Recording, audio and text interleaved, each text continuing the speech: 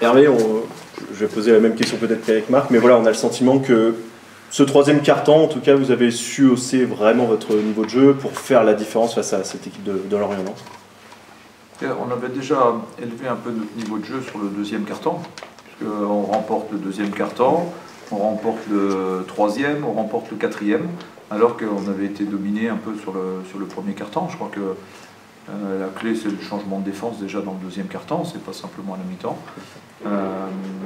Là, en variant un peu notre défense, on leur a posé plus de problèmes, on les a laissés un peu à la périphérie et avec la domination du rebond qu'on avait, on les laissait plus approcher du panier. C'était plutôt un bon choix tactique.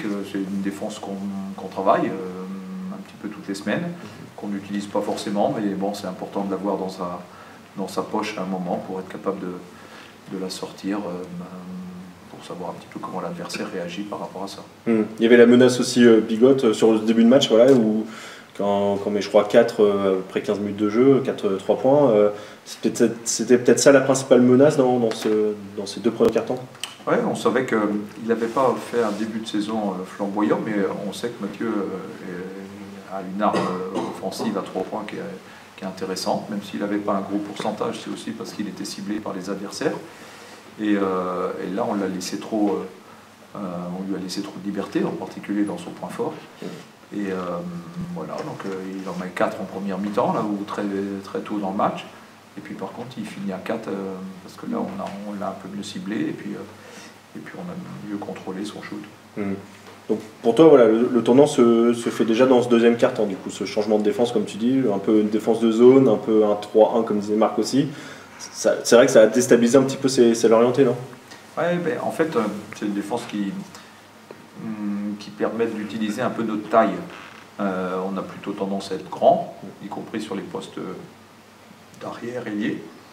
Et de temps en temps, sur des petits joueurs qui sont agressifs dans le dribble, on souffre un peu. Et là, ça nous a permis de compenser un petit peu ce déficit de vitesse. Voilà, c'est plutôt une bonne victoire, parce que c'est des matchs qu'il faut prendre, qui ne sont pas faciles à prendre. L'adversaire est diminué, n'a rien à perdre. Voilà, il fallait aller le chercher. Et avec les petites blessures qu'on avait, il fallait être vigilant. Alors l'avantage, c'est qu'il y a 9 joueurs à plus de 13 minutes là aujourd'hui. C'est quand même quelque chose d'intéressant. Tu as plus de rotation aussi pour mettre à mal cette équipe de Lorient qui en a que. Enfin, il y a vraiment 6 joueurs qui ont un temps de jeu très important et il reste un peu moins. Ça aussi, ça a été un avantage de pouvoir faire ces rotations-là pour fatiguer un peu cette équipe de Lorient. Oui, enfin les rotations. Ce sont des gens qui jouent en National 3 d'habitude, c'est une sorte de formation qui nous permet d'avoir ces rotations entre Pierre, entre Maxime, et puis d'autres jeunes joueurs, Basile, Marc et Calvin. Voilà, et ce soir il y en avait encore 5 qui avaient entre 19 et 21 ans, je crois. Donc voilà, et ok, c'est bien de montrer qu'on est capable de faire jouer des jeunes, mais sur les gros matchs, on sait que c'est un peu plus difficile. Est-ce que pour toi, le tournant peut-être aussi de cette rencontre-là, c'est l'entame du troisième quart-temps, et notamment je dirais la domination de White dans la peinture, qui je crois met 8 points quasiment consécutifs. On a l'impression que c'est là où vraiment se fait la bascule dans cette rencontre. Ouais, c'est pas simplement ça, c'est aussi qu'on a stoppé les adversaires, ils n'ont pas réussi à scorer. Je crois qu'ils marquent 11 points dans le troisième quart-temps. Et 27 à 11, voilà, c'est le break qu'il fallait pour bien repartir dans ce début de deuxième mi-temps. Et on a bien utilisé Jarrell. J'avais dit aux joueurs que c'était pas normal qu'on ait shooté autant à 3 points sur la première mi-temps. Je crois qu'on était à 17 à la mi-temps. Et sur le troisième quart-temps tout particulièrement, on a été plus cohérent. On a impacté près du panier, on a donné la balle à Jarrell près du cercle et puis il a fait ce qu'il fallait pour marquer des tirs sous le panier. Ouais, c'était 4 sur 17 à la pause c'est ça, pour les 3 points. Et puis on n'en tente que 12 et on fait 5-12 en deuxième mi-temps. Donc plus d'alternance. Ouais, voilà, plus d'équilibre intérieur et extérieur. C'est vrai que sur la fin, bon, voilà, vous avez une avance aussi assez suffisante. On a l'impression que vous avez un petit peu contrôler le tempo, gérer un petit peu ces dernières minutes aussi, ou voilà, vous n'avez pas non plus connu de grandes frayeurs sur ce dernier quart-temps? Non, ça va.